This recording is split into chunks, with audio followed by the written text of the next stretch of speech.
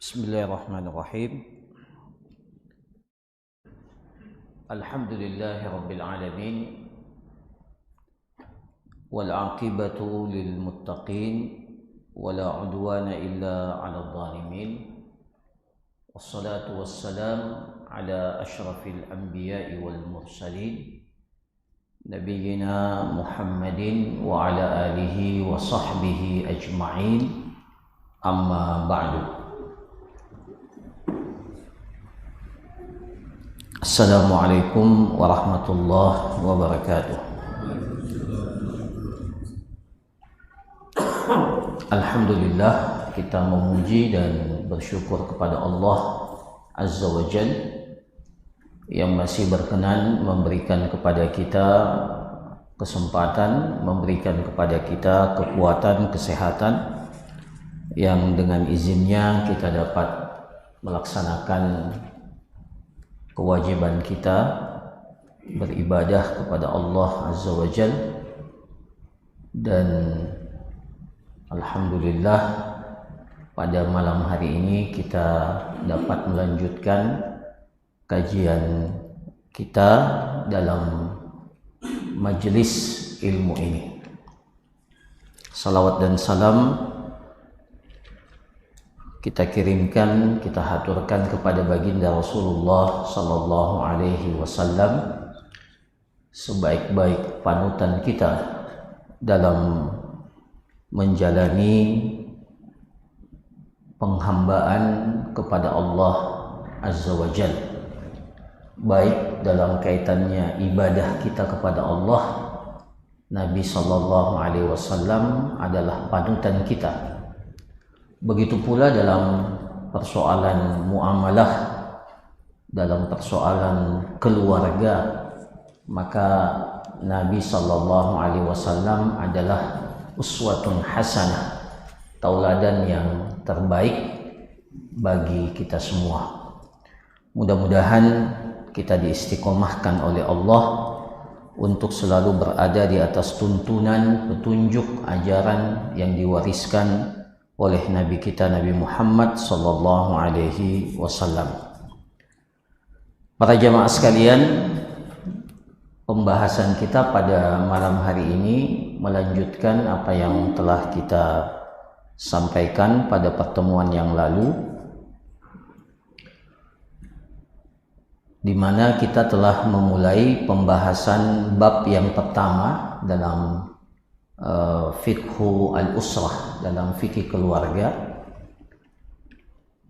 di mana bab pertama adalah terkait dengan an-nikah, ya, terkait dengan pernikahan. Pada pertemuan yang lalu kita telah jelaskan apa itu definisi nikah dan apa dalil pensyariatan nikah itu. Maka pada malam hari ini kita akan lanjutkan dengan pembahasan berikutnya, yaitu al-hikmatu fi masyru'iyyatin nikah. Ya, jadi dalam kitab ini, setelah definisi nikah dan dalil pensyariatannya, dijelaskan pembahasan tentang al-hikmah. Al-hikmah, apa hikmah, ya, apa yang melatar belakangi, ya, sehingga Allah Subhanahu wa ta'ala mensyariatkan pernikahan itu, ya. Karena Allah Subhanahu wa ta'ala menamakan dirinya Al-Alimul Hakim, Allah yang maha mengetahui dan maha memiliki hikmah. Al-Hakim itu adalah hikmah, yang memiliki hikmah. Maka ketika Allah mensifatkan dirinya dan menamakan dirinya memiliki hikmah Al-Hakim, maka semua apa yang Allah tetapkan dalam kehidupan kita, semua yang Allah syariatkan dalam kehidupan kita, baik berupa perintah yang diperintahkan kepada kita atau berupa larangan yang Allah larang untuk kita lakukan, pasti semuanya memiliki hikmah. Tapi persoalan hikmah ini terkadang tidak diketahui oleh sebagian, atau diketahui oleh sebagian sementara yang lain tidak mengetahuinya. Tetapi keyakinan kita sebagai seorang mukmin bahwa tidak ada satu persoalan pun, apalagi berkaitan dengan syariat yang Allah syariatkan kepada kita, kecuali pasti di dalamnya ada hikmah. Bahkan sesuatu yang kita anggap buruk dalam kehidupan kita, itu terkadang dibalik sesuatu yang kita lihat buruk, bahkan kita rasakan itu tidak baik, tidak menyenangkan dalam kehidupan kita, dibaliknya Allah memberikan kebaikan. Wa asa an takrahu syai'an wa huwa khairul lakum. Bisa saja engkau tidak menyukai, membenci sesuatu, tetapi dibalik ketidaksukaanmu kepada sesuatu itu Allah memberikan kebaikan. Maka para jamaah sekalian, pernikahan ini termasuk di antara syariat Allah Azza wa Jalla, yang Allah perintahkan, yang Allah syariatkan, dengan segala perangkat yang mengatur tentang pernikahan itu, yang insya Allah akan kita pelajari. Maka di balik pensyariatan pernikahan itu pasti ada hikmahnya. Ada hikmah yang dapat kita lihat, dapat kita ketahui, dan kita rasakan dari pensyariatan pernikahan itu seperti yang dijelaskan oleh para ulama. Maka dalam kitab ini dikatakan, laqad syara'allahu an-nikaha li hikamin samiyah yumkinu ijmaluha fil ati. Jadi pengarang kitab ini, atau dalam kitab ini dikatakan, Allah telah mensyariatkan pernikahan untuk beberapa hikmah yang sangat mulia, hikamin samiyah. Jadi bukan untuk satu hikmah, tapi hikmah yang lebih daripada satu, hikamin samiyah. Hikmah-hikmah ini itu dapat disimpulkan dalam beberapa poin. Nah, yang pertama, apa hikmah pernikahan yang pertama? Yang pertama adalah i'faful furuj. Idh khalaqallahu ta'ala hadzal insan wa gharaza fi qiyanihi al-gharizah al-jinsiyah. Fasyara'a Allahu az-zawaj li isba'i hadhihi ar-raghbah wa li 'adami al-'abathi fiha. Jadi hikmah yang pertama kenapa disyariatkan pernikahan ini adalah i'faf al-furuj, agar kita dapat menjaga kemaluan kita, agar garizah jinsiyah, kecenderungan yang Allah ciptakan, yang berupa dorongan hasrat seksual yang ada pada diri kita, itu dapat kita salurkan pada tempat dan cara yang benar. Jadi di sini katakan idz khalaqallahu ta'ala hadzal insan. Jadi Allah menciptakan manusia fi ahsani taqwim, dalam penciptaan yang terbaik, ahsan taqwim. Dan salah satu bentuk ahsanu taqwim yang Allah cipta, yang Allah berikan pada manusia, bahwa manusia itu memiliki garizah jinsiyah, ada kecenderungan, ada hasrat seksual. Pada pertemuan yang lalu kita sudah sebutkan bahwa itu bahkan itu dijadikan oleh Allah sebagai sesuatu yang indah. Zuyyina lin-nasi hubbu asyahwat. ada kecintaan yang Allah berikan pada diri manusia, kecintaan kepada syahwat. Jadi kita punya syahwat, itulah garizah al-jinsiyah. Tapi manusia itu berbeda dengan makhluk yang lainnya, di mana manusia itu telah dimuliakan oleh Allah. Walaqad karramna bani Adam, kami sungguh telah muliakan anak keturunan Adam.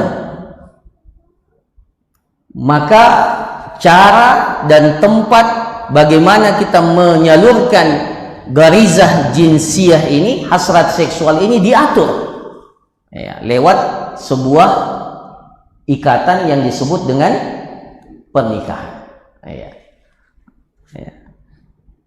Fasyara Allahu zawaj, maka dengannya Allah mensyariatkan pernikahan ya, li isba'i hadhihi raghbah, untuk ya, menyalurkan hasrat ini ya. Bahkan bukan hanya sekedar menyalurkan, bahkan kita dapat memenuhi apa yang menjadi hasrat kita ya. Dan supaya kita tidak melakukan hal yang tidak terpuji, al-abas, bahkan perkara-perkara yang tidak pantas ya, yang terkait dengan hasrat seksual ini. Nah, jadi luar biasa Allah Subhanahu wa taala mensyariatkan pernikahan untuk menjaga kehormatan kita, kemaluan kita ya. Karena salah satu yang menyebabkan ya, seseorang dapat terjerumus ke dalam ya, jurang kenistaan ya, itu dengan disebabkan oleh ya, kalau dalam hadis kan Rasulullah SAW mengatakan, siapa yang bisa menjamin benda yang ada di apa namanya di antara ya, dua bibirnya, yaitu lisan ya, menjamin benda yang berada di antara dua bibirnya, yaitu mabaina lihyaihi, maaf, di antara kumis dan jenggotnya, yang dimaksud itu adalah lisan. Siapa yang bisa menjamin ya, menjaga benda ini, yaitu lisan, yang satu adalah benda yang berada di antara dua pahanya, yaitu kemaluan. Admanu lahul jannah, saya jamin baginya surga. Ya. Jadi ada dua benda yang dapat menjerumuskan kita ke dalam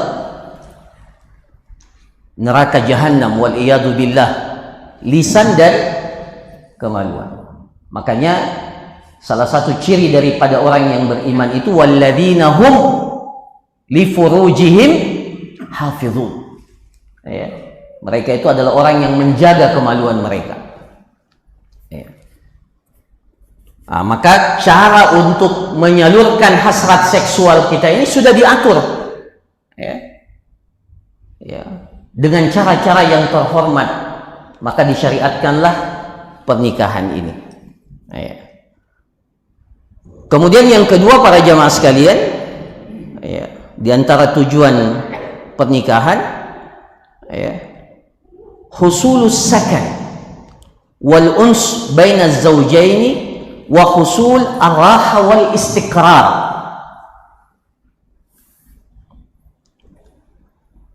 tercapainya ketenangan, sakinah ya, tercapainya as-sakan, kita mendapatkan ketentraman, mendapatkan kenyamanan. Husulus sakan wal uns, kesesuaian ya. Manusia itu membutuhkan teman. Al-insanu, kata para ulama, al-insanu madaniyun bit-taba' ya.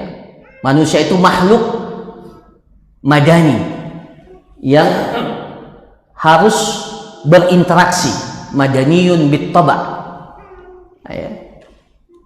Makhluk yang memang harus memiliki pasangan. Ya. Dan Allah Subhanahu wa Ta'ala mensyariatkan pernikahan bukan hanya sekedar kita mendapatkan teman, tapi dengan teman itu, dengan pasangan itu kita mendapatkan sakinah, kenyamanan, ketentraman, ketenangan.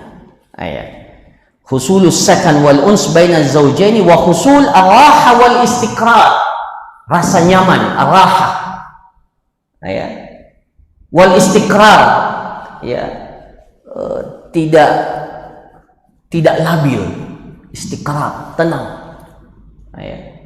Itu dengan apa? Dengan adanya pasangan kita, laki-laki berpasangan dengan wanita, wanita mendapatkan pasangan dari laki-laki. Para jamaah sekalian, tempat yang paling indah itu di mana? Tempat yang paling indah itu di mana? Di mana tempat yang paling indah? Oh, rumah. Surga. Iya. Ketika Allah menciptakan Nabiullah Adam alaihissalam, diciptakan sendiri atau diciptakan bersama dengan pasangan?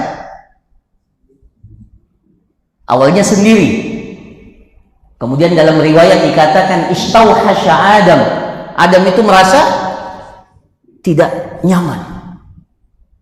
Maka setelah itu Allah menciptakan untuknya pasangan. Padahal penciptaan Adam dan Hawa itu setelah itu dimasukkan ke dalam tempat yang paling nyaman. Mana tempat yang paling nyaman? Surganya Allah. Ya. Harusnya kalau sudah tempat yang paling nyaman, ya tidak usahlah. Ya. Tapi Allah tahu Adam itu manusia, butuh sakinah, butuh tempat tinggal. Sakinah itu sakan, kita tinggal, merasa nyaman dengannya. Maka Allah ciptakan untuk Adam itu apa? Menciptakan untuk Adam pasangannya Hawa. Ya, kalau kita orang Indonesia bilang Siti Hawa. Nah, ya. Menciptakan pasangan di tempat yang paling nyaman. Ya. Jadi kalau di tempat yang paling nyaman saja kita butuh pasangan, apalagi di rumah kita. Jadi para jamaah sekalian, sakinah itu min ayatillah, di antara tanda-tanda kebesaran Allah. Ya, Masya Allah, kalau kita tadabbur ayat ini, ya, ini kan disebutkan di sini. Qala ta'ala, wa min ayatihi an khalaqalakum min anfusikum azwaja litaskunu ilaiha wa ja'ala bainakum mawaddatan wa rahmah. Inna fi dzalika la ayatin liqaumin yatafakkarun. Ya, dalam surah Ar-Rum. Ini ayat rutin dibaca setiap akad nikah. Bahkan setiap ada yang menikah, selain kita doakan keberkahan, kita doakan semoga samawah. Apa itu samawah? Sakinah, mawaddah, warahmah. Tapi apa artinya sakinah? Apa artinya mawaddah? Apa artinya rahmah? Banyak yang tidak tahu.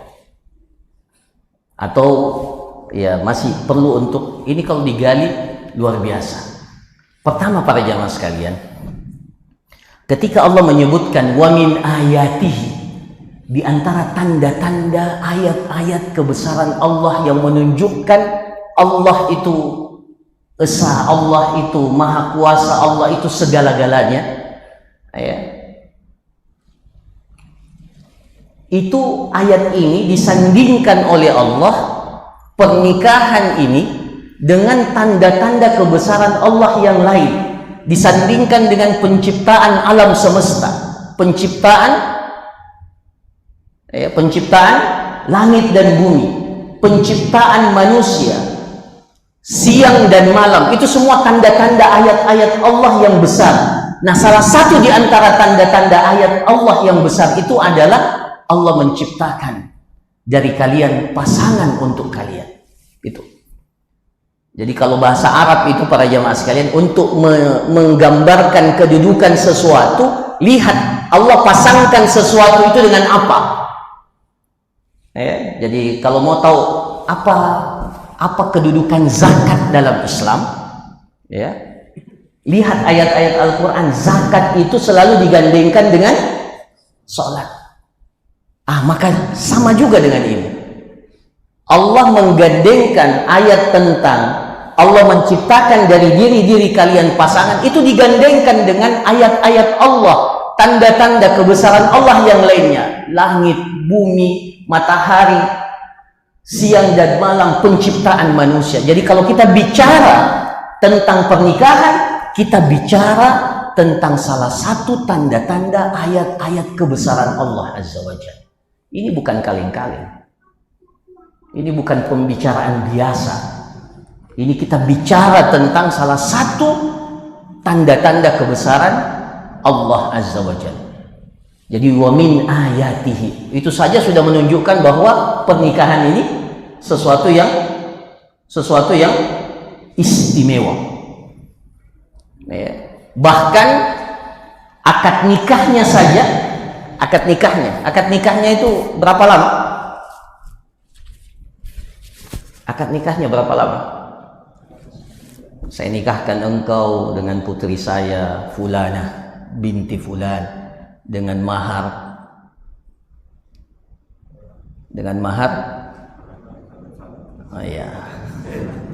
seperangkat alat sholat, atau apa, dibayar tunai, karena Allah. Kemudian saya terima nikahnya, ada, Masya Allah, ada ustadz kita dulu menikah, saya terima nikahnya dengan seluruh catatannya, dengan seluruh persyaratannya, sah.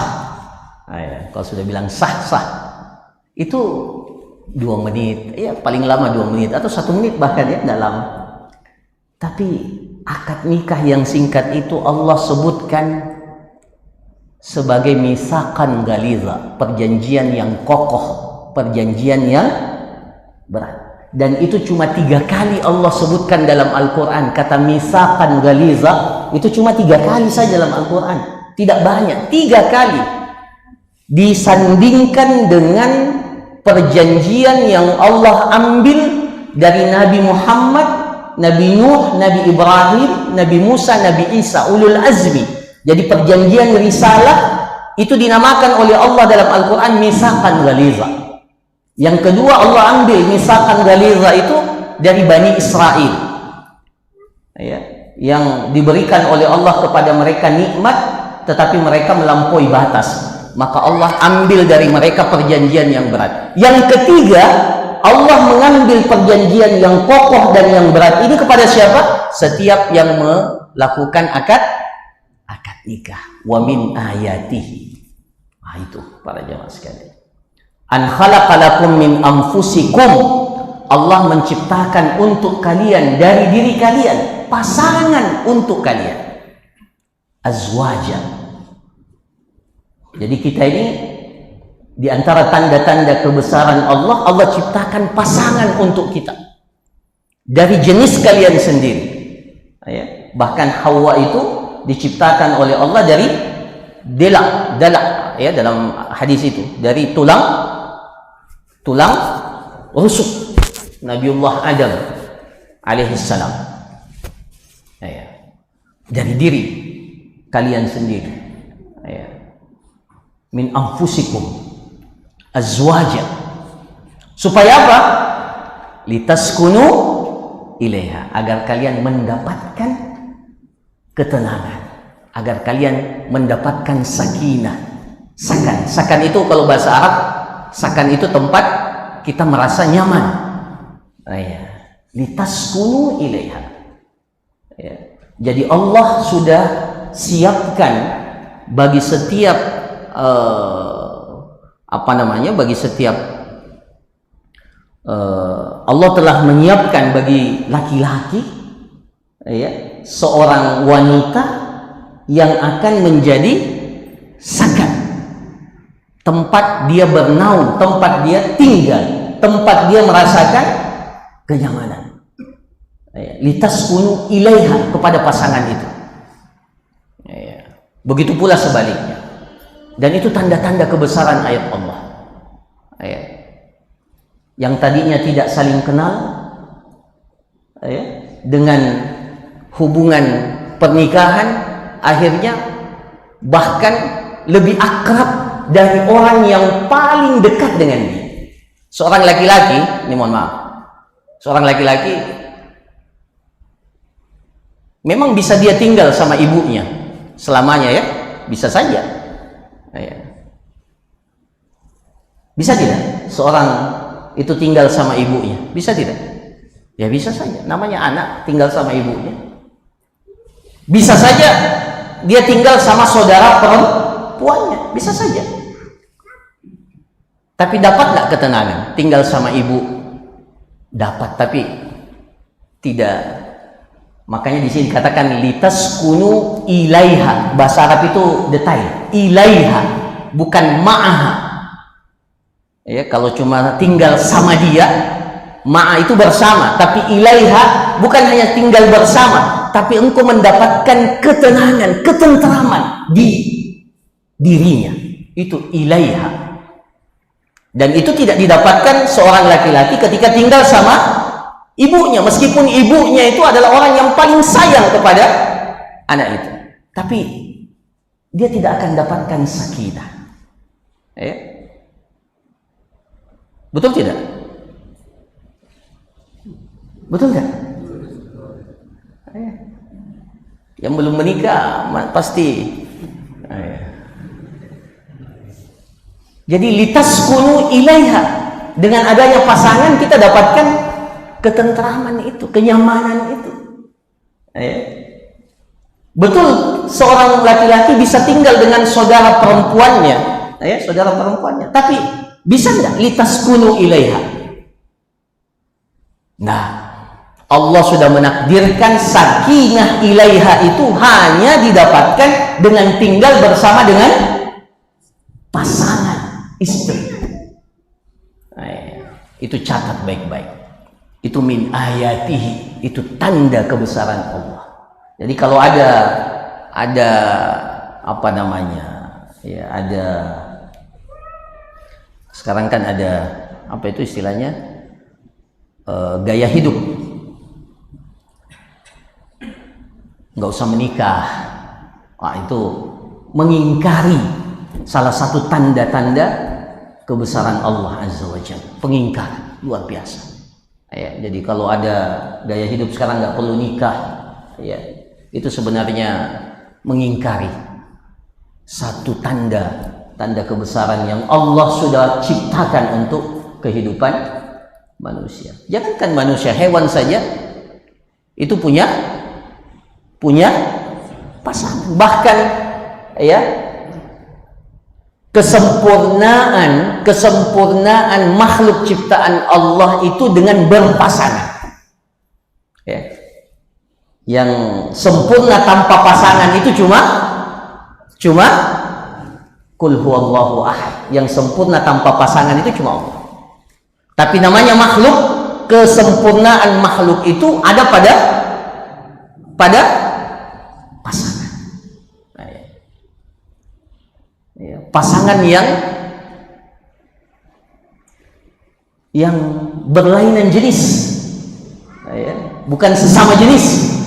Kalau sesama jenis itu bukan pasangan itu. Itu siang dengan malam itu pasangan. Tapi kalau siang dengan siang, itu bukan pasangan. Itu syad, itu kelainan. Bahkan dalam agama kita itu dianggap sebagai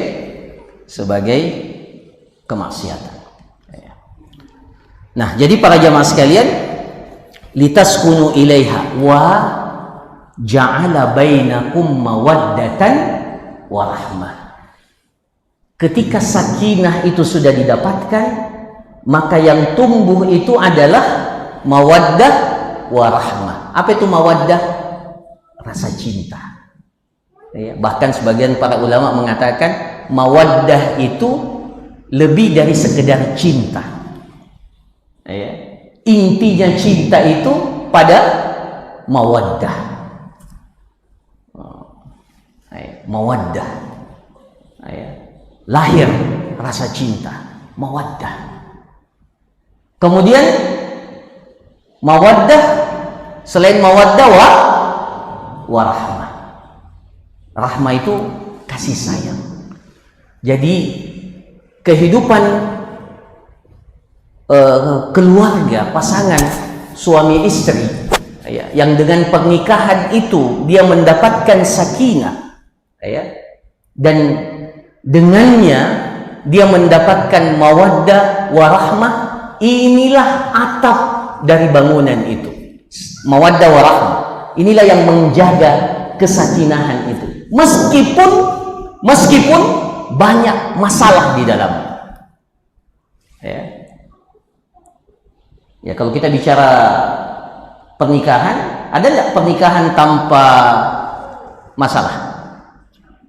Ada nggak?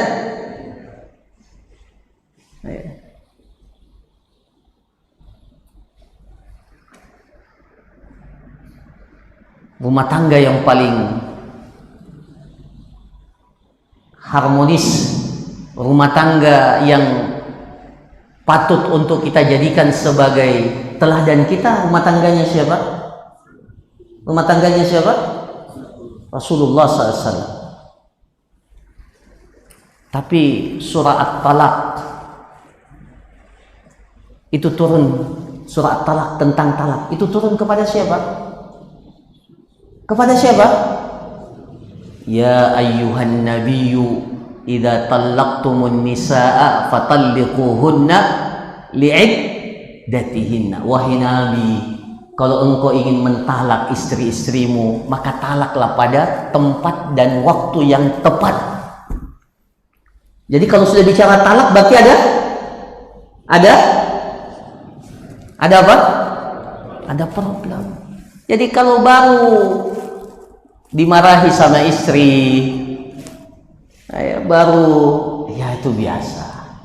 Memang ya rumah tangga Nabi saja tidak lepas dari masalah, dari masalah. Coba nanti baca hadisul ifki. Apa itu hadisul ifki? Tuduhan kepada ibunda Aisyah radhiyallahu anha. Luar biasa. Itu sempat menjadikan rumah tangga Rasulullah apa?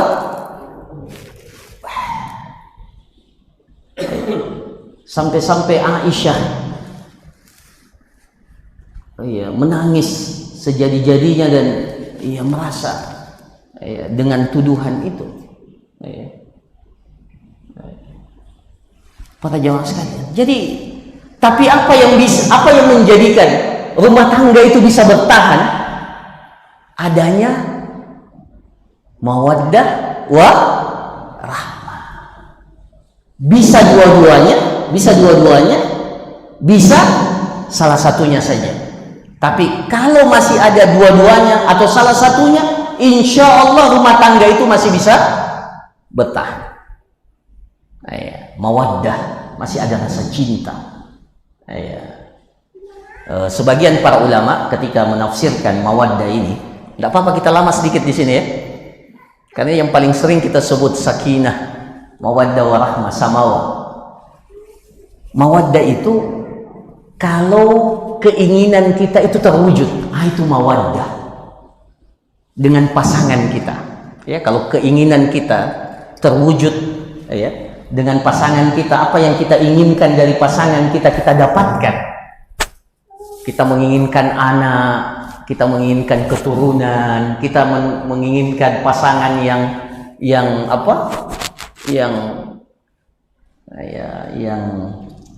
cantik, yang gagah kalau perempuan, yang punya harta, hafizah, apalagi punya agama yang luar biasa. Wah, itu mawaddah itu. Mawaddah. Kalau keinginan dan tujuan daripada pernikahan dan harapan-harapan kita dapatkan dari pasangan kita, itu yang akan melahirkan namanya mawaddah. Bukan sekedar cinta, lebih dari cinta. Ada orang, ada suami yang rela mati untuk apa yang menjadi tujuan kita, itu mawaddah. Rahmah itu meskipun kita tidak mendapatkan apa yang menjadi tujuan kita, itu rahmah itu. Jadi sakinah, mawaddah, warahmah itu masing-masing. Umpamanya begini. Ada pasangan yang Allah tidak takdirkan mendapatkan keturunan. Padahal keturunan itu menjadi salah satu tujuan pernikahan. Tapi kenapa tidak cerai juga? Kenapa tidak pisah? Bicaranya bukan mawaddah, bicaranya ada rahmah di situ. Ada tidak pasangan yang meskipun istrinya atau pasangannya katakanlah sakit, tapi tetap bertahan? Ada tidak?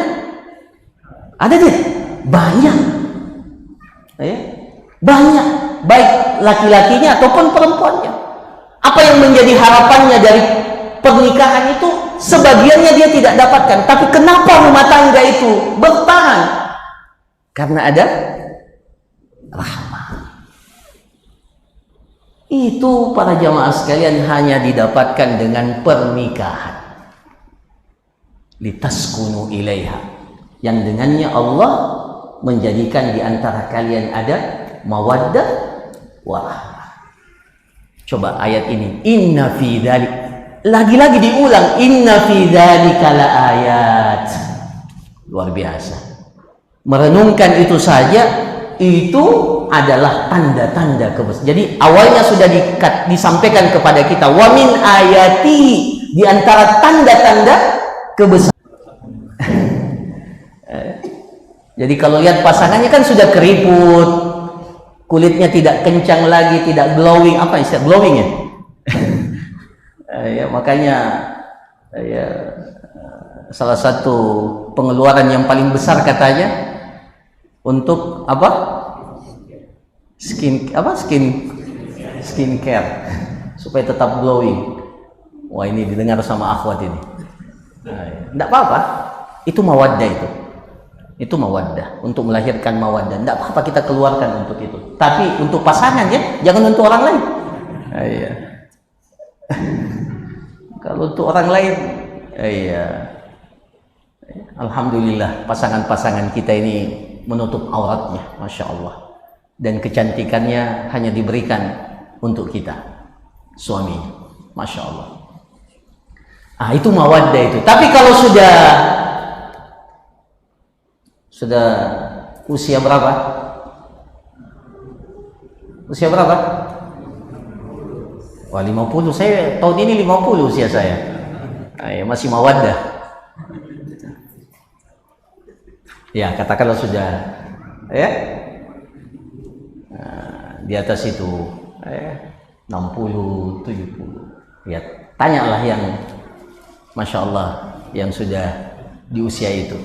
Yang tersisa adalah rahmah. Yang tersisa adalah rahmah. Kenapa masih bisa bertahan? Karena yang tersisa itu adalah rahmah. Itulah rahmah. Kasih sayang yang memang Allah ciptakan pada pernikahan itu bukan hanya sekedar mawaddah, tapi ada juga namanya rahmah. Itulah yang menyebabkan rumah tangga itu masih kuat. Litaskunu ilaiha wa ja'ala bainakum mawaddatan warahmah. Nah, itu yang kedua para jamaah sekalian. Wah, ini agak lama kita jelaskan, tidak ada masalah. Itu yang kedua ya. Jadi ketika kita mengucapkan semoga samawa, sakinah, mawaddah, warahmah, kita sudah tahu itu apa makna sakinah, apa namanya mawaddah, apa namanya rahmah. Nah, kemudian yang ketiga para jamaah sekalian, pernikahan itu hikmahnya adalah hifzul ansab wa tarabutul qaraba wal arham ba'duha bi ba'din. Penjagaan terhadap nasab. Apa itu nasab? Silsilah keturunan. Salah satu daripada maqasidus syariah, salah satu daripada tujuan syariat ini diturunkan oleh Allah, salah satu tujuan utamanya, ada 5 tujuannya.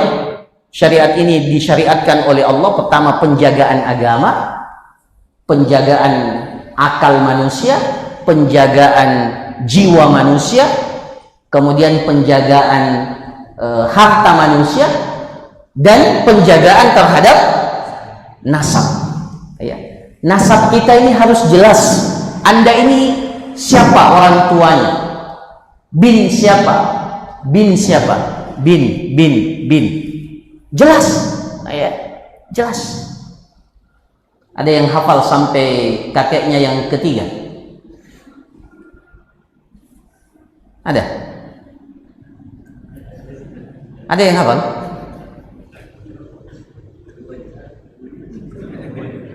Wah, itu ada yang sampai kakeknya yang ketiga. Rata-rata kita hafal bapak kita, kakek kita. Bapaknya kakek masih hafal? Masih ya? Ah, masih ada. Bapaknya kakek kita? Tidak. Nah, ini salah satu kelemahan kita orang Melayu, orangnya itu kita tidak menuliskan nasab. Orang Arab itu luar biasa. Ya. Makanya nama itu tidak usah panjang-panjang, supaya Masya Allah, kalau orang Arab itu Ahmad bin Muhammad, biasanya nama anaknya itu nama kakeknya juga, Ahmad bin Muhammad bin Ahmad lagi, bin Muhammad lagi. Wah, jadi mudah menghafalkannya. Tapi coba nama anaknya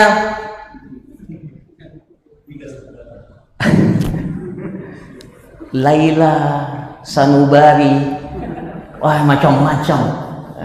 Wah, akhirnya susah dihafal karena nama anak saja sudah panjang. Itu bedanya katanya absensi guru masa lalu dengan masa sekarang. Yang sekarang katanya absennya karena namanya panjang-panjang. Para jemaah sekalian, ini keluar ya dari topik. Tapi maksudnya salah satu tujuan pernikahan itu adalah menjaga nasab. Nasab ini harus dijaga, silsilahnya, nasabnya jelas. Ya, ini fulan siapa, ini siapa. Jadi dan itu bisa didapatkan lewat jalur pernikahan. Jadi pernikahan itu tujuannya untuk penjagaan nasab, ya, sehingga ikatan kekerabatan itu jelas. Ya, nanti kita akan jelaskan ya siapa saja yang masuk dalam kategori mahram kita. Nah ya, mahram kita itu nanti ada konsekuensinya dalam persoalan hukum. Nah, ya, jadi kekerabatan itu terjaga. Kemudian yang keempat, para jamaah sekalian, saya persingkat. Tujuan daripada pernikahan ini dalam kitab ini dikatakan baqa'un nasal al-bashari wa taksir adadil muslimin li ighazatil kuffari bihim wa li nashri dinillah. Masya Allah. Jadi agama Islam ini mensyariatkan, Allah mensyariatkan kepada kita orang Islam untuk menikah bukan hanya sekedar tujuan seksual saja, bukan hanya sekedar tujuan untuk mendapatkan sakinah, mawaddah, warahmah. Tidak, ada tujuan-tujuan besar yang Allah syariat, yang Allah tetapkan dari pensyariatan pernikahan ini. Apa itu? Baqa'un nasal al-bashari, terjaganya eksistensi manusia dalam kehidupan dunia ini. Ya. Sebagian negara sekarang, ya, apalagi negara yang membolehkan pernikahan sesama jenis. Saya tidak tahu, nanti coba lihat penelitiannya ya. Itu mengeluhkan kurangnya apa? Kurangnya kalau Indonesia Masya Allah masih dapat apa namanya bonus demografi. Jadi angka usia produktif, orang-orang yang berusia produktif, anak mudanya itu banyak. Ya, jadi Indonesia termasuk negara yang ya meskipun dulu ada program keluarga berencana, kayaknya gagal itu ya program itu ya. Iya, tapi sekarang kayaknya enggak lagi saya enggak tahu ya, apakah masih digaungkan itu. Nah, ya. Jarang-jarang lagi dengar 2 anak cukup. Jarang-jarang, wallahu alam. Iya, saya enggak tahu. Ya. Tapi alhamdulillah, ya, masya Allah. Jadi eksistensi manusia. Sebagian negara itu mengeluhkan sekarang lebih banyak usia orang tuanya. Usia orang tuanya lebih banyak, atau usia yang mulai tidak produktif. Ya, kalau tidak salah Jerman ya di antara negara yang mengeluhkan itu. Ya. Maka alhamdulillah kita disyariatkan pernikahan, bahkan boleh lebih dari satu kali. Itu yang besar suaranya itu, masya Allah, punya potensi. Lebih dari satu kali. Bahkan motivasinya menikahilah dengan wanita yang bisa memberikan keturunan yang tazawwajul wadudan walud. Ya. Kenapa? Karena jumlah ini bukan perkara banyak-banyakan, bukan. Ya. Jumlah ini persoalan mempetakan kekuatan kita. Jadi kalau kita bicara jumlah, coba sekarang kalau ada orang yang mau mencalonkan diri jadi pemimpin, dia cari komunitas yang besar. Ya. Jadi jumlah yang banyak itu kekuatan. Ya. Makanya tidak salah pensyariatan pernikahan itu agar kita memiliki jumlah yang banyak.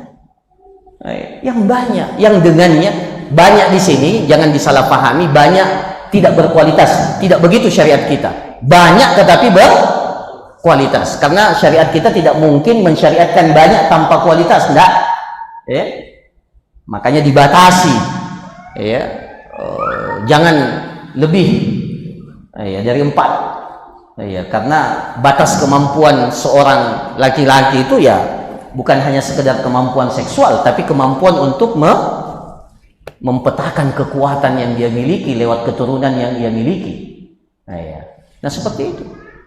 Jadi persoalannya bukan hanya banyak-banyakan, ini potensi kekuatan. Ya, agar jumlah kaum muslimin itu banyak itu menjadikan musuh itu tidak mudah. Ya. Nah, jadi ya, wa taksiri adadil muslimin li ighazatil kuffar bihim, supaya orang-orang yang benci kepada kaum muslimin itu memperhitungkan. Oh, ini kalau begini jangan main-main. Ini di belakang mereka banyak. Ya. Ada jumlah kaum muslimin yang signifikan. Kemudian apa? Walinashri dinillah, dan untuk menyebarkan agama Allah. Luar biasa. Ya. Supaya lahir kadar-kadar dakwah dari setiap rumah tangga kita. Ya. Ya. Jadi ada orang-orang yang akan melangsungkan. Jadi kita ini kalau menikah, seorang muslim, seorang mukmin, ya, apalagi yang sudah belajar agama luar biasa, kita menikah itu bukan hanya tujuan keluarga saja. Ini juga proyek dakwah. Ya, ini juga proyek kebaikan yang kita akan lahirkan dari keluarga kita. Nah, ini para jamaah sekalian yang dirahmati oleh Allah. Nah, itu yang keempat. Yang terakhir, ya ini sudah kita jelaskan sebenarnya, al-hifadhu 'alal akhlaqi minal hubut wat taraddi fi hawiyatiz zina wal alaqat al-mashbuhah. Jadi menjaga akhlak, ya, al-hifadh 'alal akhlaq, agar tidak terkontaminasi, tidak ternodai dengan hal-hal yang merusak, ya, dan tidak dirusaki atau tidak dinodai oleh apa? Oleh hubungan-hubungan yang diharamkan dalam Islam, perzinahan dan hubungan-hubungan yang lain yang al-mashbuhah, yang ya kalau tidak haram syubhat, ya, termasuk hubungan-hubungan ya yang tidak dibenarkan ya dalam agama kita. Jadi al-hifadhu 'alal akhlaq, jadi menjaga akhlak, ya, akhlak ya seseorang dengan pernikahan itu, supaya tidak terjerumus kepada ya lembah kenistaan yang namanya perzinahan. dan yang semacamnya. Ya, jadi kalau kita lihat, ya, meskipun ya negara kaum muslimin pasti ada masalah, pasti ada. Ya, perzinahan itu, ya perzinahan itu di zaman Nabi ada nggak? Ada, ya, ada. Ya. Tetapi ya itu dapat diredam dengan adanya persyariatan pernikahan. Nah, ya. Jadi ini untuk menjaga akhlakul karimah. Ya. Makanya Rasulullah SAW itu mengatakan, "Idza atakum man tardawna dinahu wa khuluqah." Jadi kalau sudah datang laki-laki yang engkau ridhoi agama dan akhlaknya, maka segera nikahkan. Karena dengan pernikahan itu akan menciptakan suasana yang lebih kondusif. Illam taf'alu, kalau kalian tidak lakukan itu, takun fitnatun fil ardi wa fasadun kabir. Akan terjadi fitnah, kerusakan yang besar di atas muka bumi ini. Maka alhamdulillah datang syariat kita, agama Islam, dan memotivasi, memberikan pensyariatan yang luar biasa, ya, yang namanya pernikahan. Nah, ini 5 poin yang disebutkan dalam kitab ini, dan tentunya masih banyak poin-poin yang lain, ya, keberkahan, rezeki, pintu rezeki, ya.